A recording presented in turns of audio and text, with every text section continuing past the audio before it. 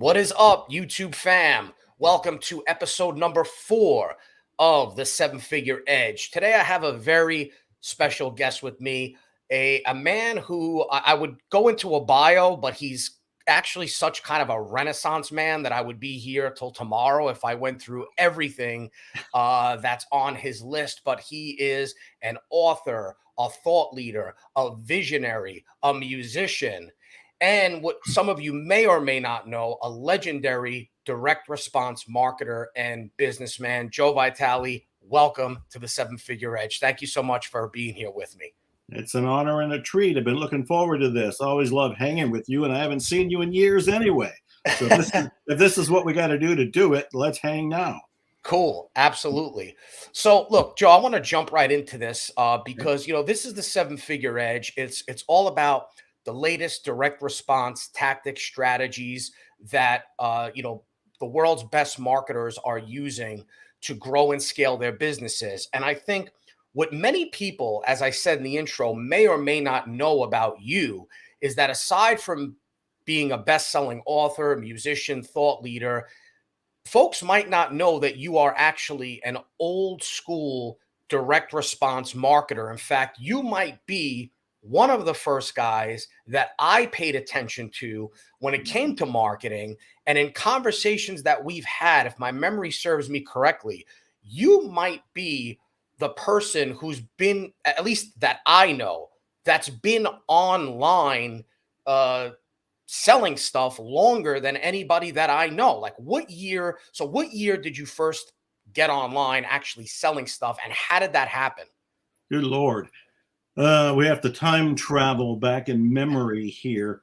Certainly that would have been in the mid 90s, and they were bulletin board systems before the internet was actually public. And I was on those bulletin board systems maybe in 92 or 93.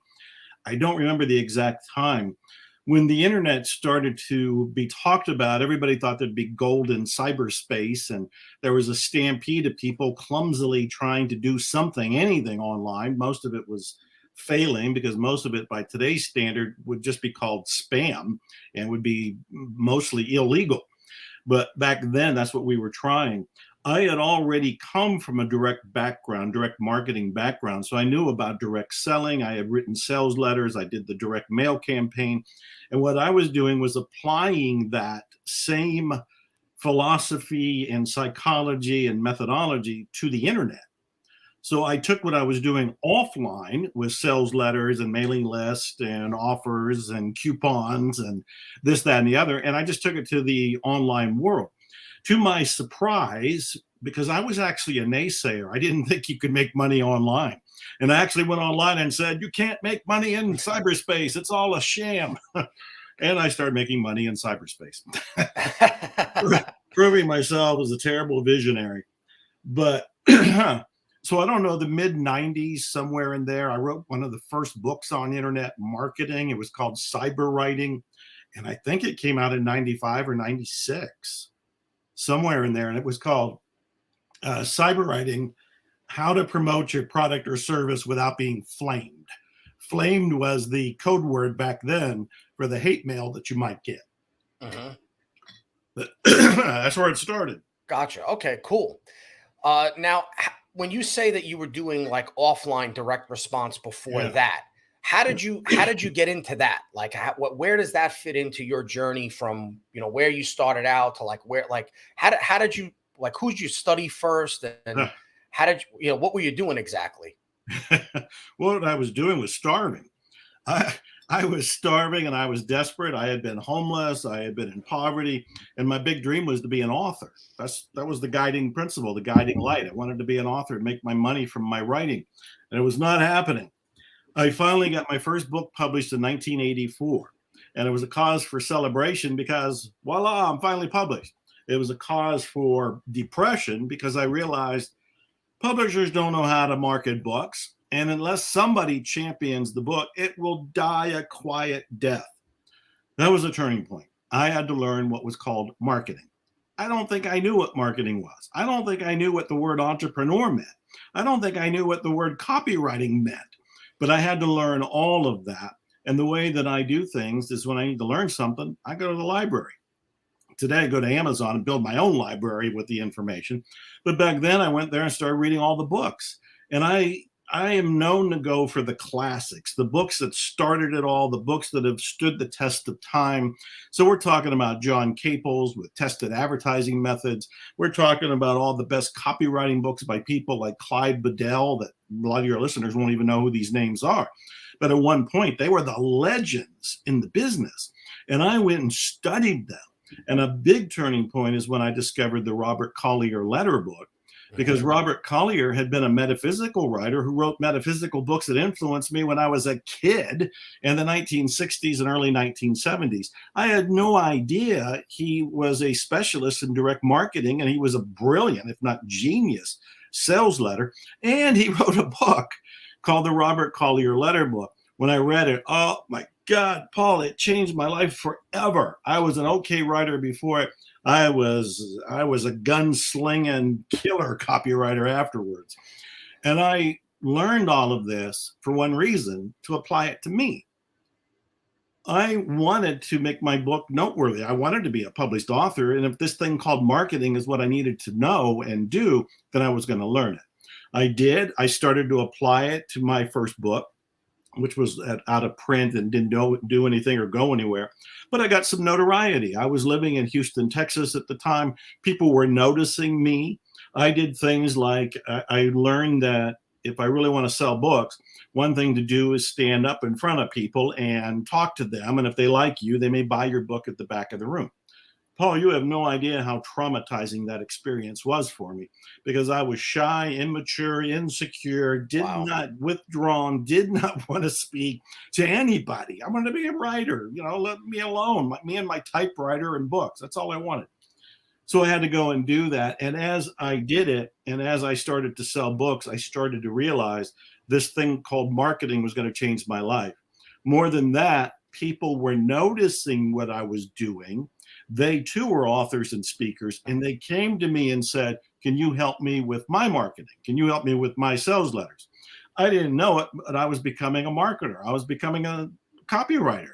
I was falling into it, but I applied it, to answer your question, by learning it for my first client, me. Wow. That's so cool.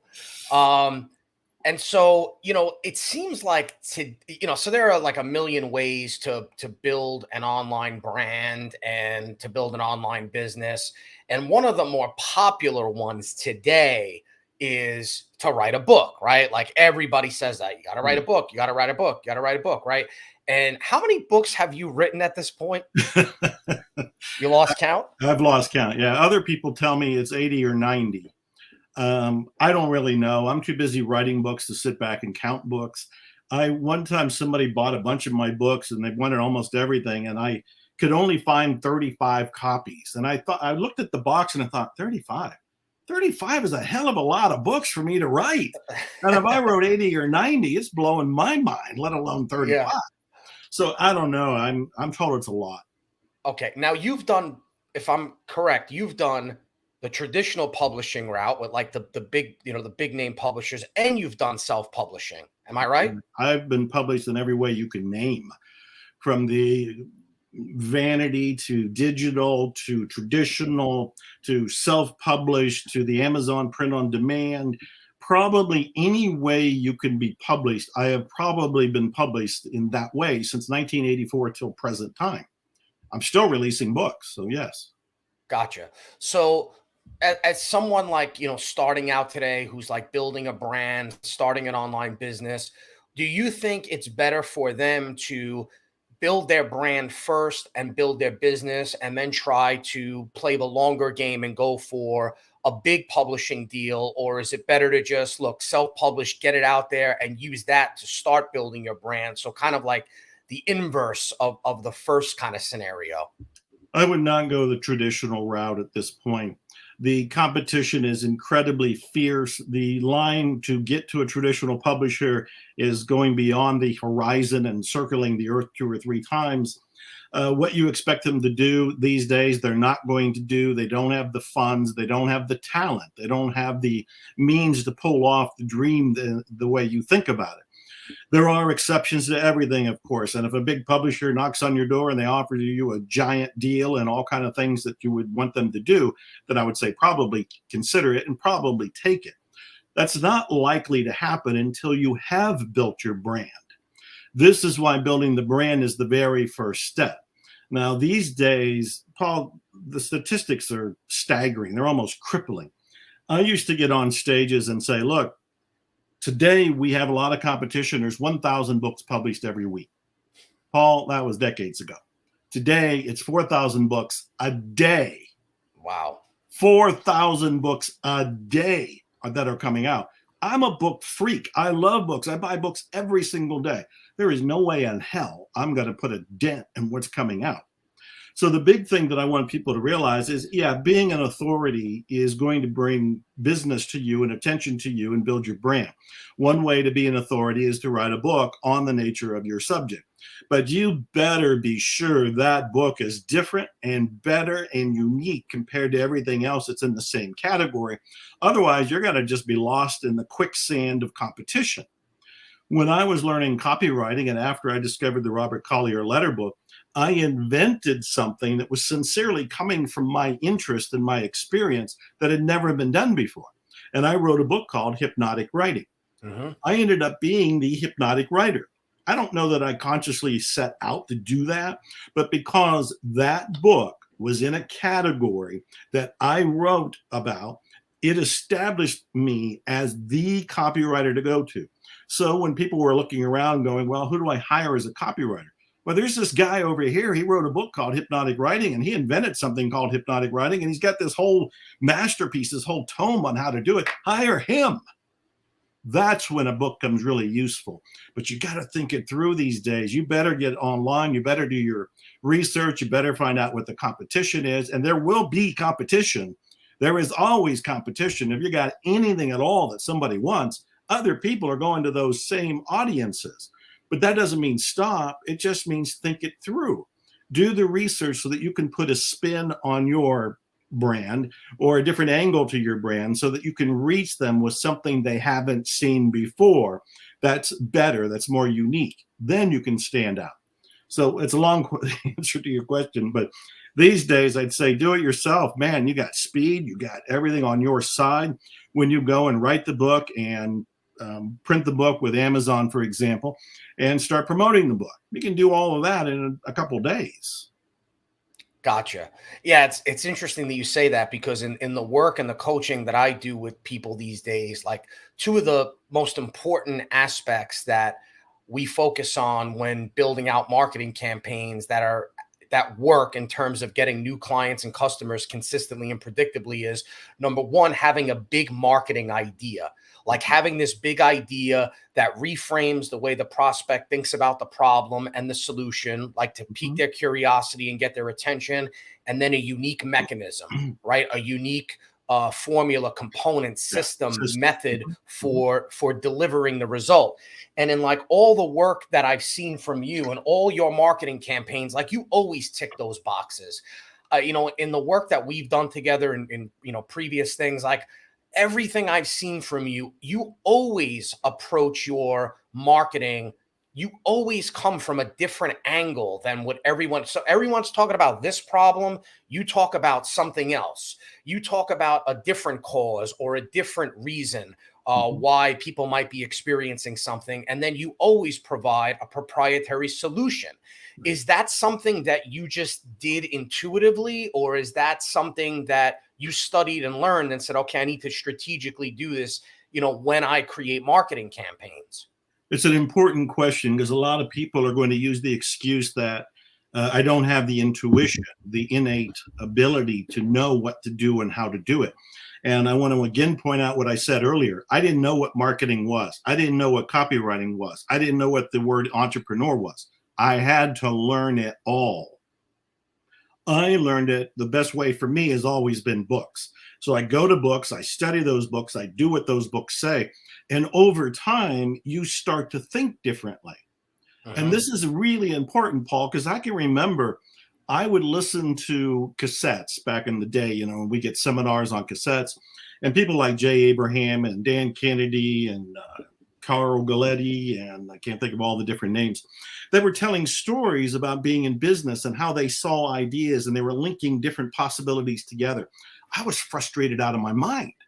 I listened to them and I said, how do you think like that? I'm not seeing that. I don't hear that. I can't make those connections.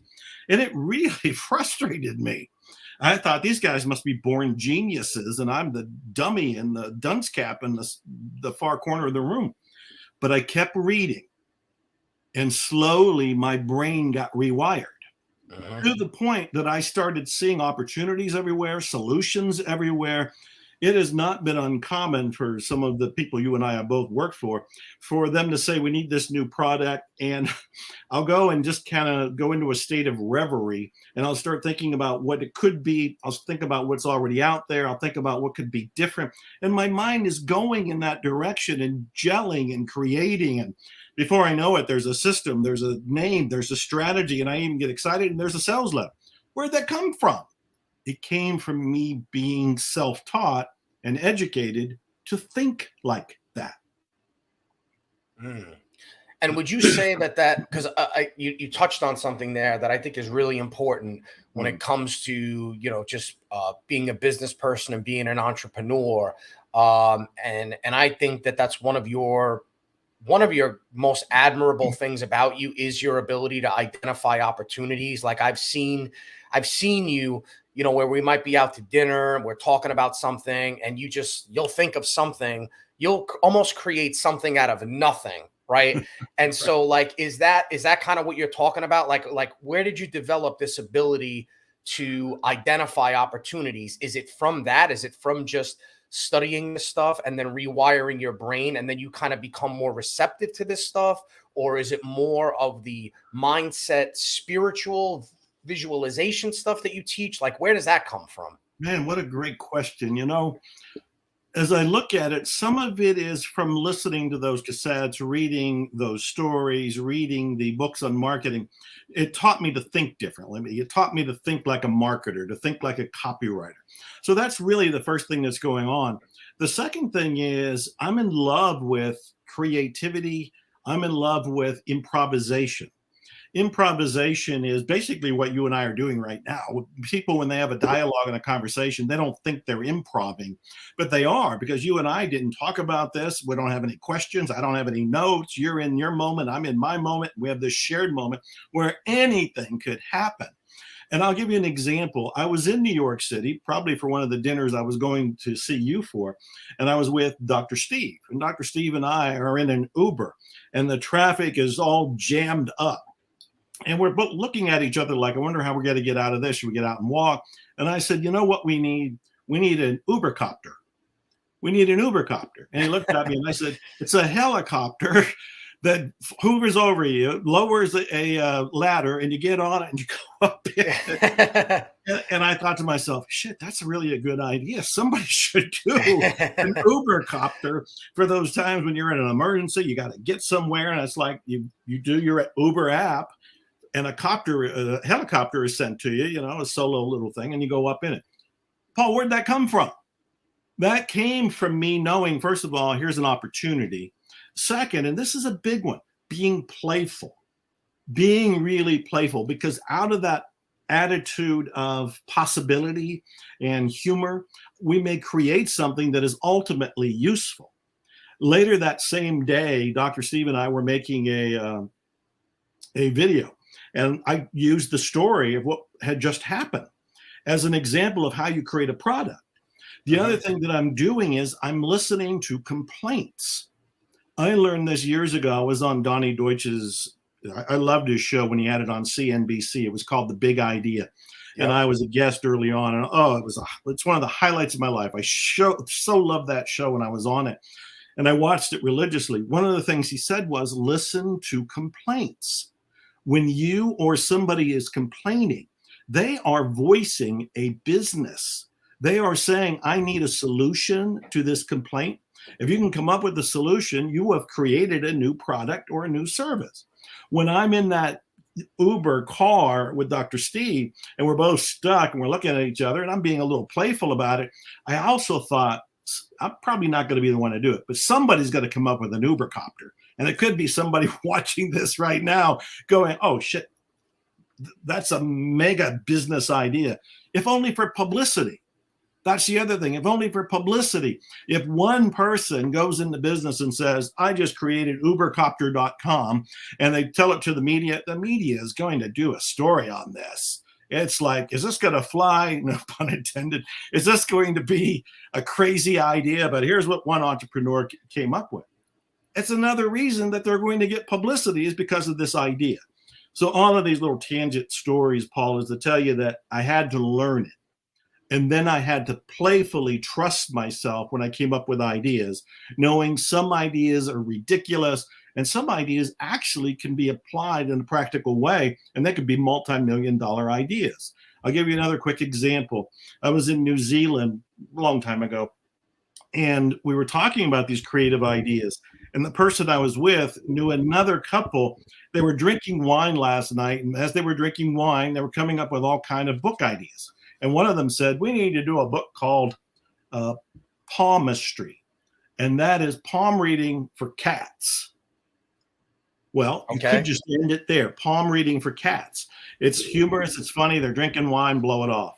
No, they went and wrote the book. It became a #1 bestseller. Wow. So you never know where these ideas are going to go. But I have trained myself to think in that way. I listen to complaints. I allow myself to be improvisational and playful. And then what comes out of there might be the next big idea, might lead to the next big idea, or just should be a mirthful moment in time. Interesting. Now, another thing that I know about you is that not only do you come up with all these great ideas, but you execute, right? Yeah. You always execute. And I think that's a big problem for a lot of people, especially a lot of people that are inundated and flooded with ideas.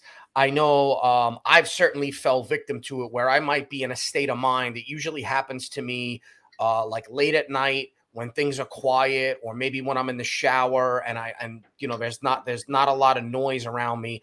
I'll come up with an idea, or a flood of ideas will pop up in my head. What I do now is when I go to sleep at night, I have my phone next to me, and as I'm drifting off, that's another time when it'll happen. When I'm in that kind of half sleep state, ideas will pop in my head, and now I grab my phone. I have a Google document. I put them in there because I always say to myself, "Oh, I'll remember it in the morning," and I never do. So now I put them in there. But one thing that I'll notice is I'll come up with all these ideas and I might execute on, maybe a handful of them, right? But you seem to you come up with something and then it's like execute, execute, execute. And like I know there's a book by Seth Godin called The Dip, where he talks about this this emotional thing that happens to people when they first come up with an idea. They get so excited about it, and then the dip takes place where they just really lose interest in it, and they lose their excitement about it, right? So how do you not do that? Like, what is it? How do you execute without getting distracted or losing the enthusiasm for the idea and just giving up on it or forgetting about it? You have a process for that, or how do you do that? Yeah, I definitely have a few thoughts about this.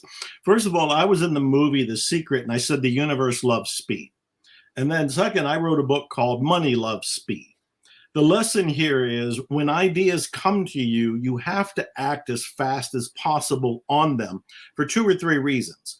One of them is the idea comes to you as a gift. You didn't pay for it. You didn't ask for it. It's the Uber copter experience. It just descends.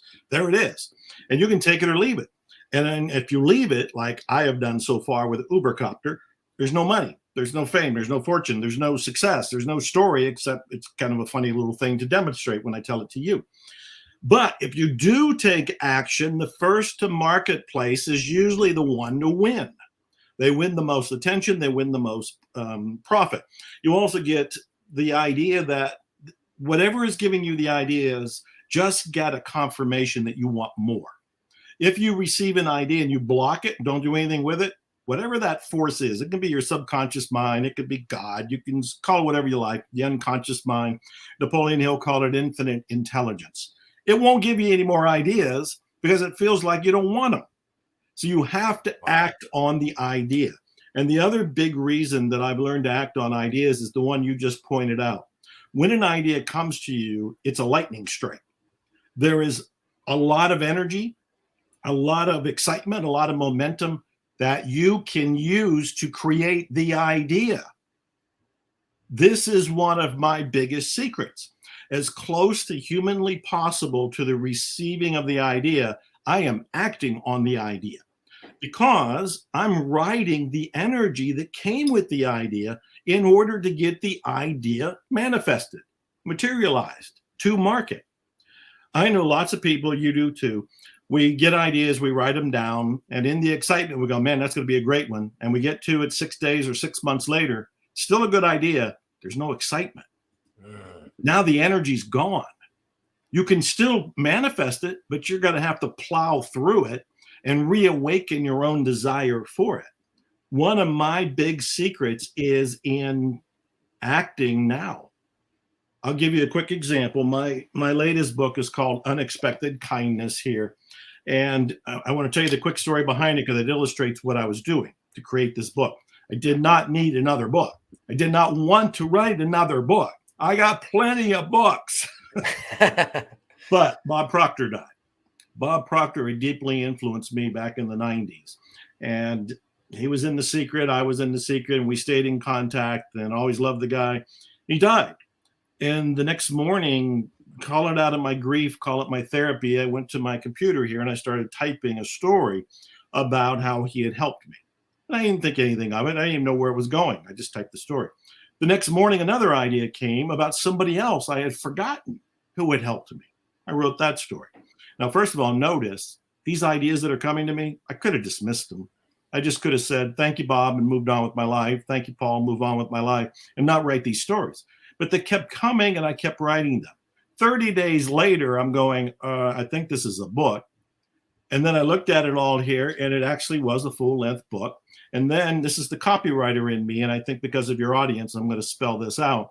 I thought, well, this is a book about kindness. And I thought, there's lots of books out there on kindness. Who cares about my book on kindness? And I thought, well, these are autobiographical stories of people who helped me before I was any degree of success. And in fact, most of when they helped me was before I was in The Secret. And it was before any publication. I was still struggling. So I thought, these are authentic stories of turning points in my life. So I thought I would write the book called Stories of Kindness. And I looked, and there's lots of books on kindness, lots of books called Stories of Kindness. I kept thinking as a copywriter, and I ended up calling it Unexpected Kindness. Because, sincerely, all the kind acts that were done for me were unexpected. I didn't expect them. And then after all this time, me remembering them, being triggered by Bob Proctor, actually was an act of love for me to write this book.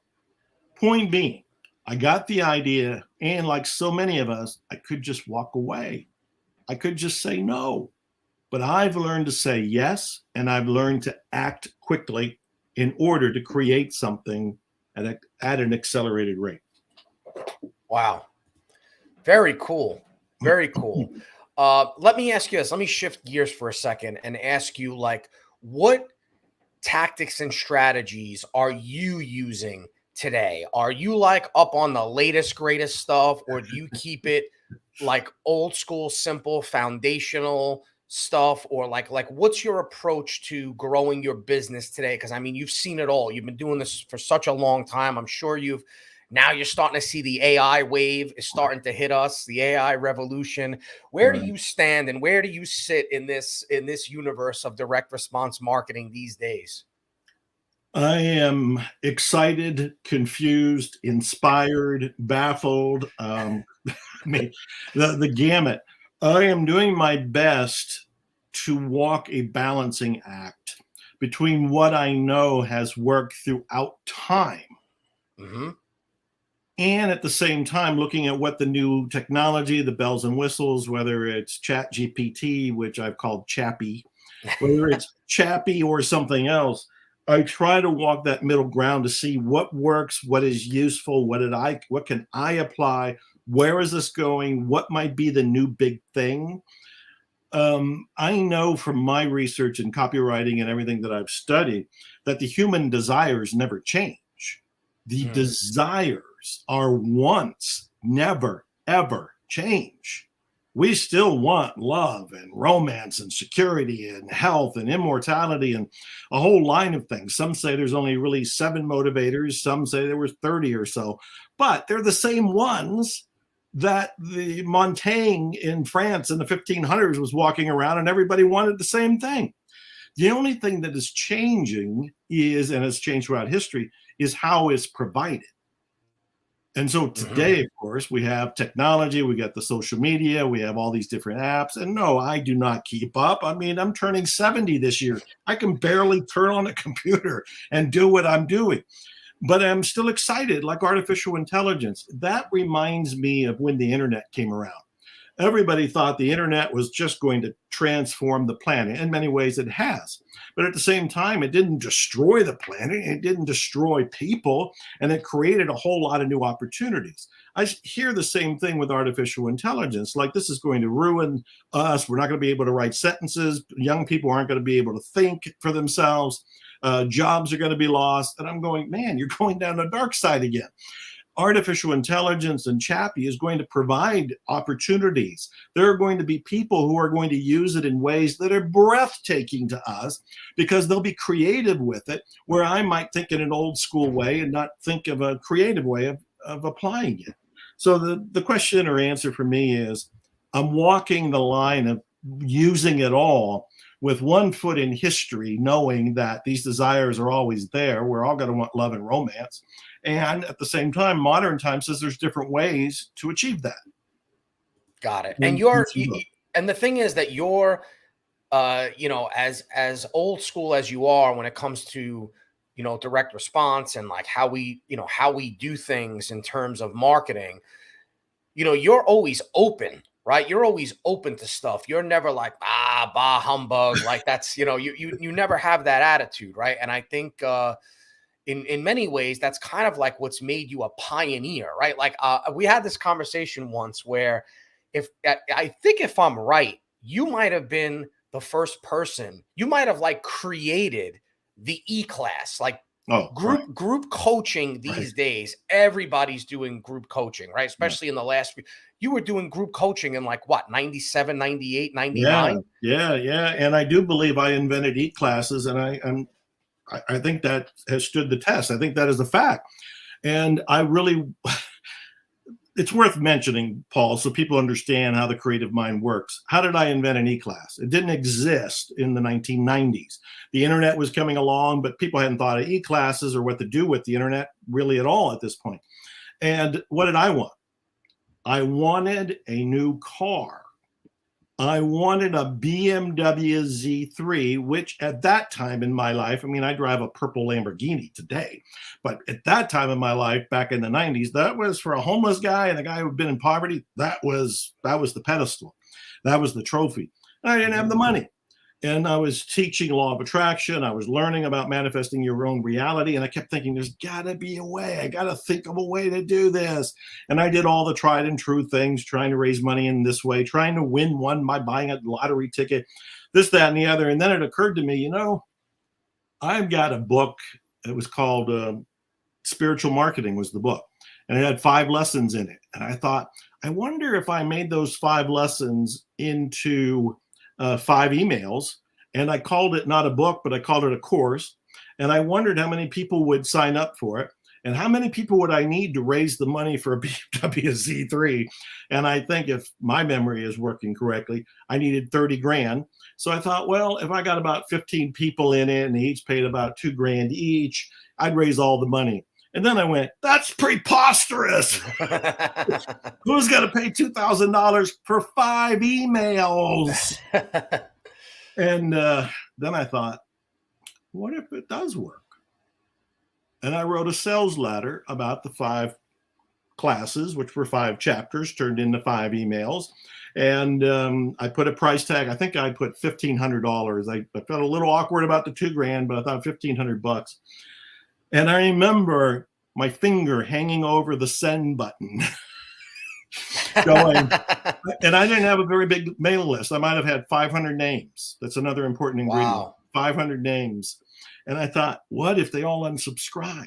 What if they all flame me, that bad word from back then? What if they crucify me? What if this is horrible? Then, of course, I asked the better question. What if it works? What if people sign up? What if they give me the money? What if I get to go buy the car? I hit send.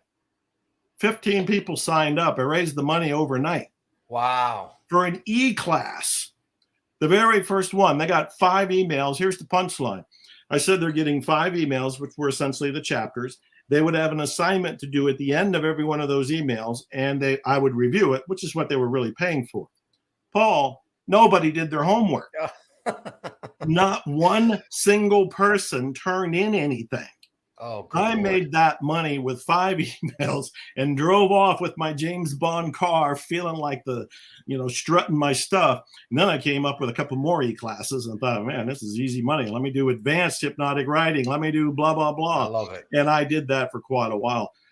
Back then, there was no video, so it was all text driven, but that was the first E-class.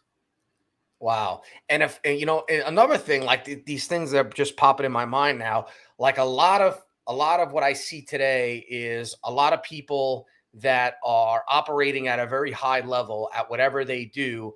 People pay them thousands of dollars to spend a day with them, do a mastermind with them, do a half-day consult with them, just have an experience with them where they can pick their brain and kind of learn their secrets and learn their strategies. And like, I remember like the Phantom, right? Was it the Phantom experience, right? Yeah. Like that was another thing that like, what was that? 15 years ago, 16 years ago, you were doing that, like way before, people were doing it today, right? Right. It was the Rolls-Royce Phantom Mastermind. Mastermind. Okay. Yeah, Rolls-Royce Phantom. And this is how creativity works. So I'm going to tell the story. It may be new to you too. I was doing a seminar in San Diego. This is, I think, 2008. It was when banks and all kind of things were crashing. And here I was doing a seminar in 2008. And there was a high-end car dealership nearby that had a Bugatti. And the Bugatti at that time was the most expensive car in the world. And I wanted to see it. So I went over there, got to see the Bugatti. The salesperson was a fan of me, so he let me sit in it, start the car, all that bizarre, wonderful. I still remember the thrill of it all. When I got out, I saw a Rolls-Royce Phantom. I had never seen a Rolls-Royce car in my life. I saw this Rolls-Royce Phantom, and I saw God. I saw divinity. I got in that car and we went for a ride. It was like the most divine, smooth, riding on a cloud kind of an experience. And you're also looking at one of the most expensive cars. I mean, it was like $350,000 to $400,000. And I kept looking at it, and I went back to my seminar, kept thinking about it, went back the next day. And as I was walking around it, I opened the doors and I said, man, that's so big, you can probably have a meeting in there. And yeah, you can see the light bulbs going off, going, I wonder if anybody would pay to have a meeting with me and go for a ride in a Rolls-Royce Phantom. I didn't know at that time whether it would work or not, but I bought the car. I bought the car, shipped it to Texas. Then I did the same thing I did with the E-Class. I wrote an email and I said I would look for 2 people. One person could pay more money and it would just be me and that person in the car. But I figured the shared expense would be good for everybody. And so I said 2 people. I'll pick them up in Austin, Texas, in the Rolls-Royce Phantom. We'll drive through the country. We'll go to a nice dinner. They can pick my brains over anything. We can talk about anything they want to talk about. And I made up the price. I mean, it was something like 10 grand, and this would be I promised them, I think 3 hours. But if I really liked them, I'd do it all night. I would just keep reading and drinking and talking. How hard is that? Yeah. And Paul, I sent that email out. I did Rolls-Royce Phantom masterminds for the next 4 years. Wow. Sometimes, so many times in a month, I thought, man, I'm putting on weight here. I got to have them meet me in the gym or something to counteract this. But it took off. And again, it came from an idea. I'm walking around the car going, and that looks like you can have a meeting in there. And then I wonder if I could have a meeting in there. 2, I'm having meetings in there. Wow. So cool. Yeah, that's another thing I know to be true about you is that whenever this is something that I've actually taken out of your book is when you, as you said earlier, like with the Z3 example, whenever you want to buy something, your mind doesn't go to let me go spend the money that I already have on Right. that thing. It's Right. how can I create a business opportunity that will pay for that thing, right? Exactly. And so in your process of doing that, like what do you do? Is it like you sit down and you set an intention and you start strategizing right away, or is it kind of like you set an intention and put it out there and say, okay, I'm not going to force it, I'll let it come to me? Like what does that look like? Great questions again. First of all, I'm a great believer in the power of intention. The intention gives us aim, it gives us a target. And what it's giving a target to is your brain. You're telling your brain, this is what I want. So Mhm. now the brain can go on a red alert or yellow alert and start scanning the environment for anything to help you achieve that intention. Most of us don't have intentions at all except to get through the day, just to survive. And Mhm. our brains are taking care of it. We get through the day, we do survive. But you can give more intentions to your mind. And the juicier, the more emotional, the more exciting, the more the brain lights up. So when I say I Mhm. want to get this car, or I want to get this guitar, or I want to get whatever the thing happens to be, it's not because it's a boring, bland, that would be cool kind of a thing to have. It's because I really want it. It'd be juicy to have the BMW Z3. I would dream about driving it. I mean, that's alerting the brain. So the very first step is the intention. What do Mhm. I want to have, do, or be? And the second thing is how you operate the brain. What I've been telling my mind is, what is a way for me to create this? What most people come up with is, there's no way for me to create this. I don't see how to create this. And the brain just kind of goes, okay, you don't see how? I don't see how either. What you have to do is give the brain an open-ended question. It's Mm. almost like using Chappy, Chat GPT, where you have to tell it specifically the prompt so you get back an answer that fits what your prompt was. Same thing with your brain. When I go in there, I know the intention. I want this car. The next part is, I wonder how I can achieve this in some sort of unexpected income or unexpected celebration, some unexpected creative way. And then Mhm. it's a matter of paying attention, because it could be the Ubercopter idea. It could be the Rolls-Royce Phantom mastermind idea. It could be something that just occurs to me because I'm open and playful and listening to what could come in. Got it. Very cool. Let me ask you this. Let me shift gears for a second again. What would you say was the hardest but most valuable lesson you learned? I'm sure you have a lot of them, but like as an entrepreneur, right? Like as in your journey to becoming a businessman, or maybe like that first big leap from like I don't know, your journey is so it's so extreme, like where you've come from to where you are. So actually, let me start there. I'm sure there have been phases or stages of your success, like going from homeless to not homeless, and then going from, not being homeless to the next phase, and then maybe the phase of being able to achieve financial freedom, making just a couple of $1,000 a month without having to work for somebody, to then becoming a millionaire and beyond that. Like, so, would so first of all, like maybe it's easier if we go to like one of those stages, like in which one of those would you say you learned like the hardest but most valuable lesson? That is really a priceless question, and I'm reflecting on it to give a very authentic answer. And you are correct. There's phases. I think life has an up and down to it. Life is basically a roller coaster, and you just got to stay strapped in your seat as you go up, strapped as you come down, because you got to go back up and you got to come back down. It's just a roller coaster. It's Yep. unpredictable, but it can be a joyous ride if you just sit in your seat and enjoy the view as you go for the ride.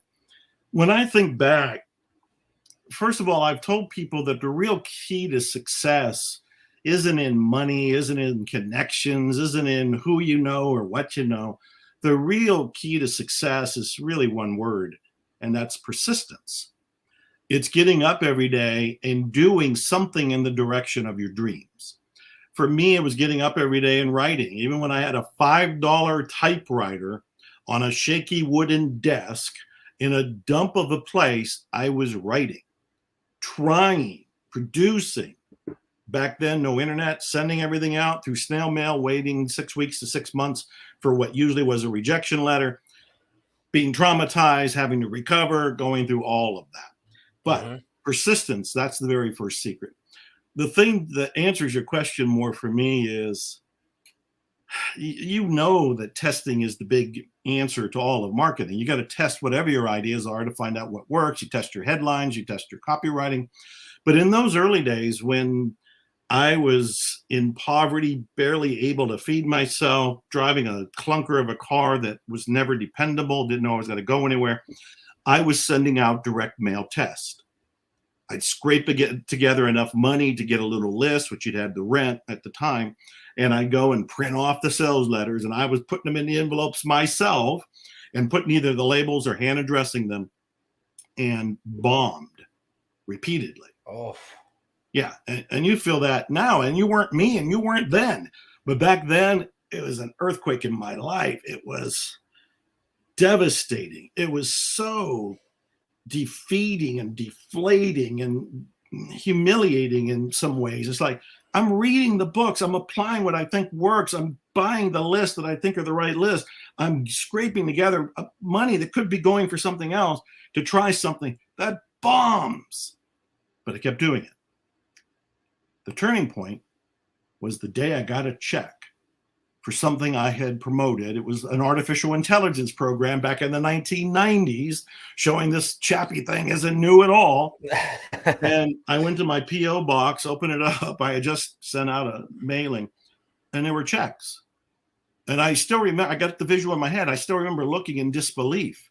It's like, you mean it worked? And I pulled one out and I opened it, and I think it was $165, which back then, for a guy who was broke, that was the lottery. I got chills now as I relive it, Paul. I mean, this was so huge.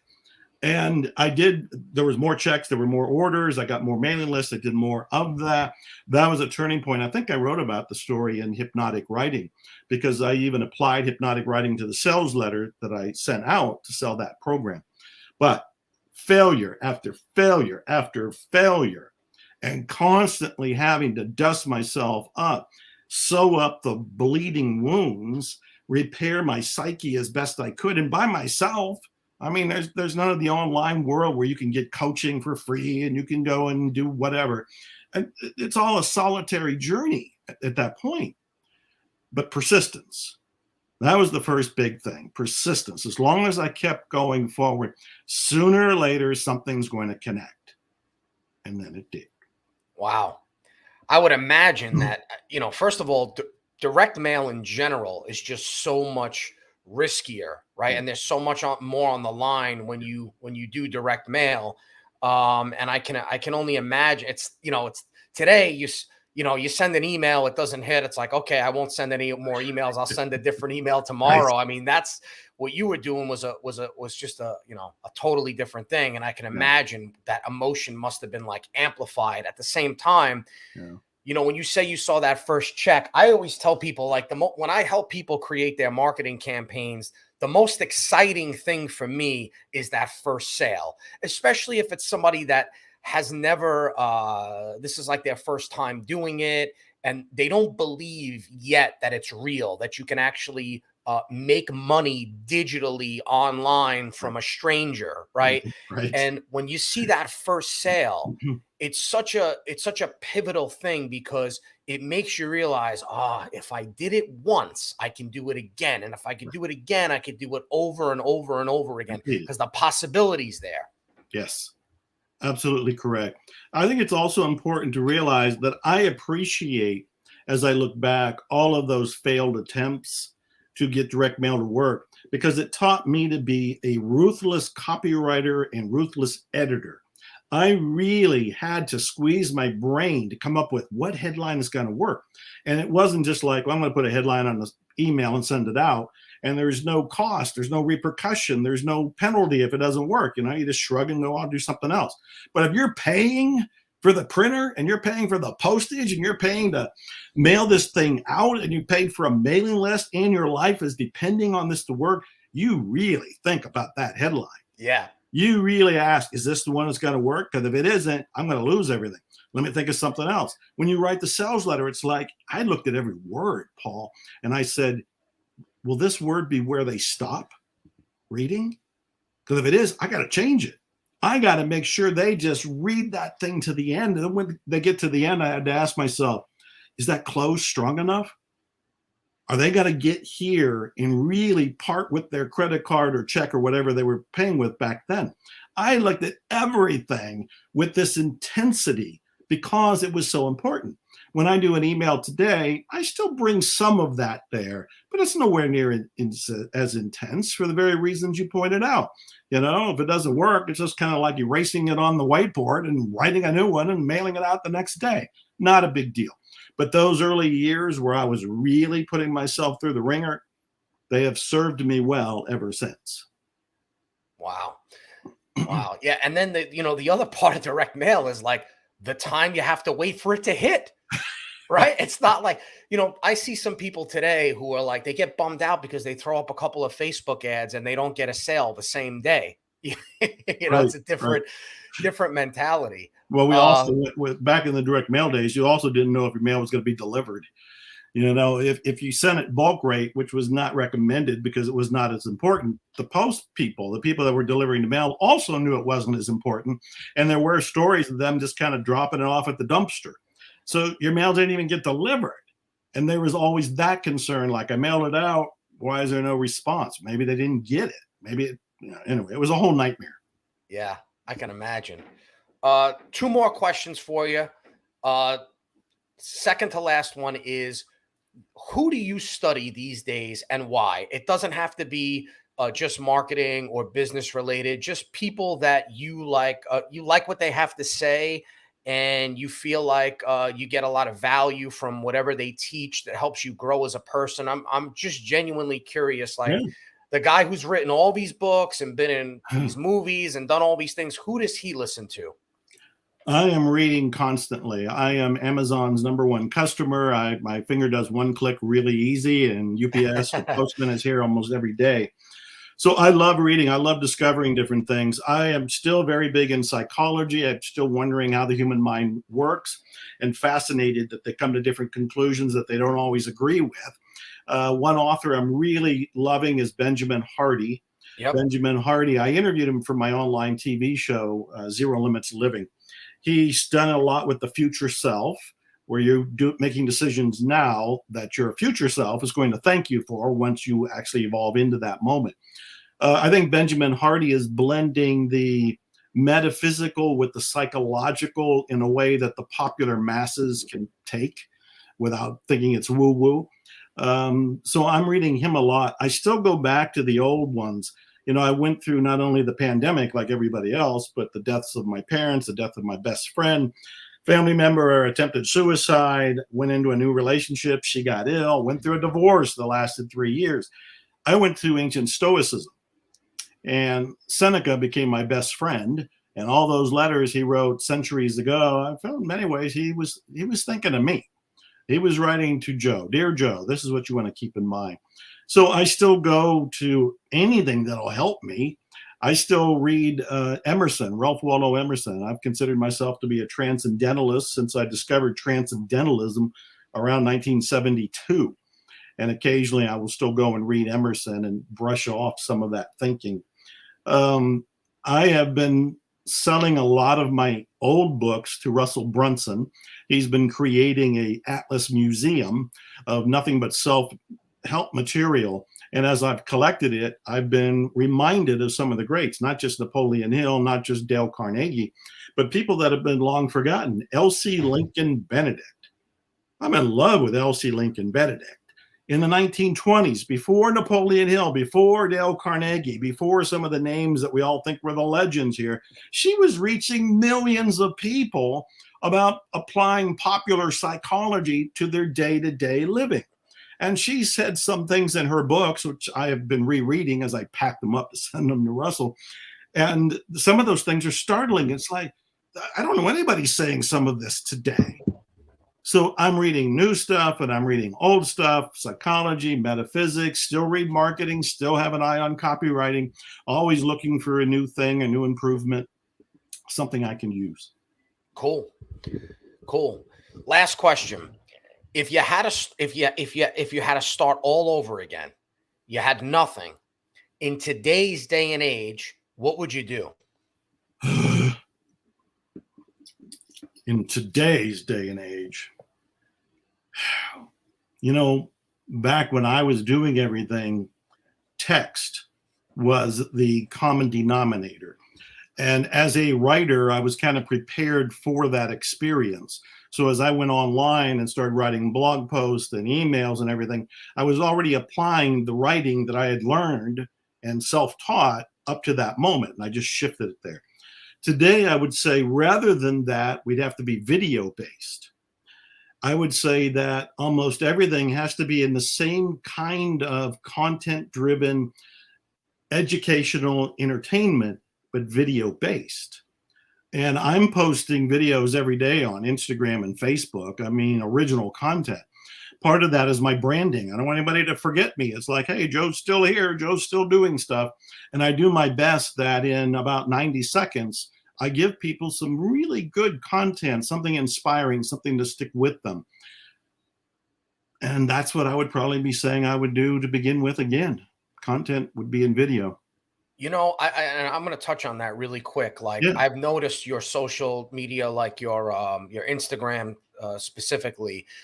I've noticed that you've been really active on Instagram. And like, one thing that I want to say is I know that there was a point in your life a few years back where you mentioned all of these things that you were going through, hardships, stuff that would stop a lot of people from getting out of bed in the morning, stuff that would make people down on themselves. And you were just going, man, going, even when things were probably not that great in your life. And, you could have chosen to be,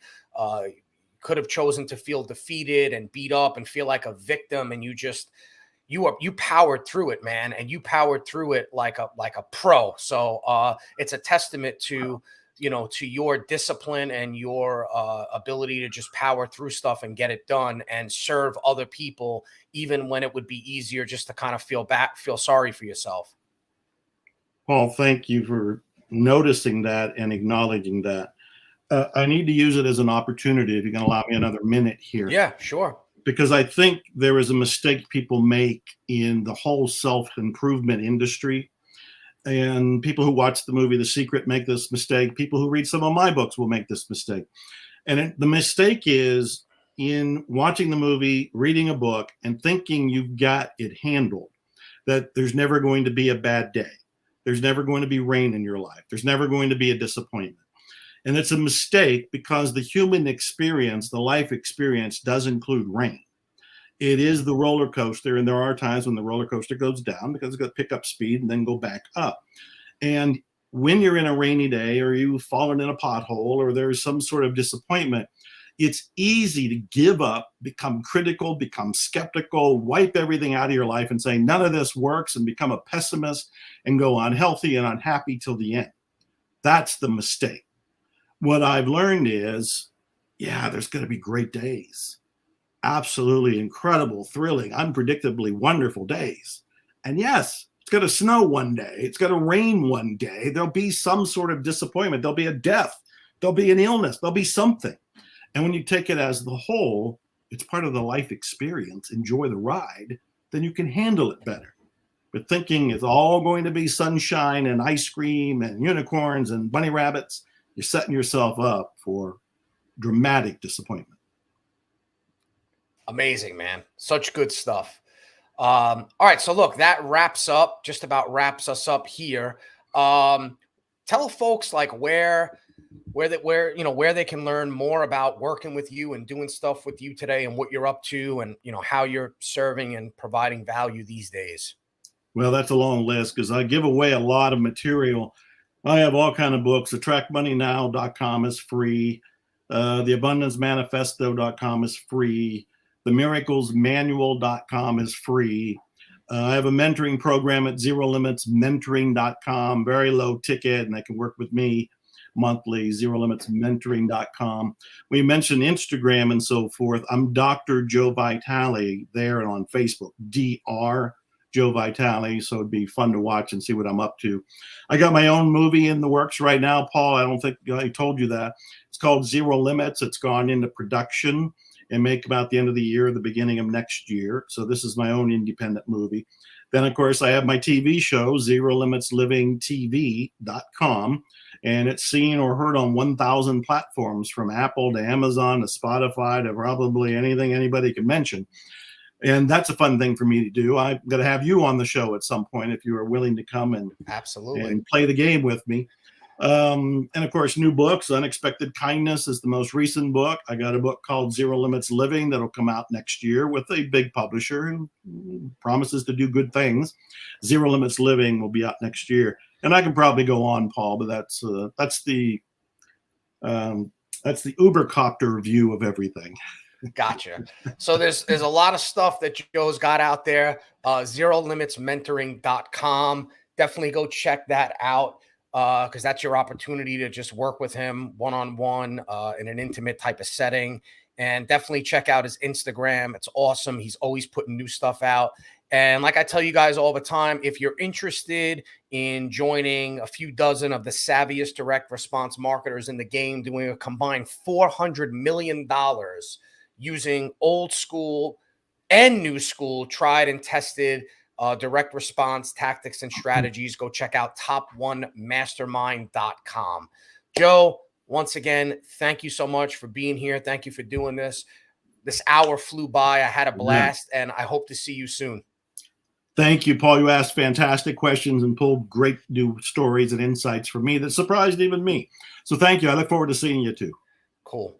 Take care. All right. Adios.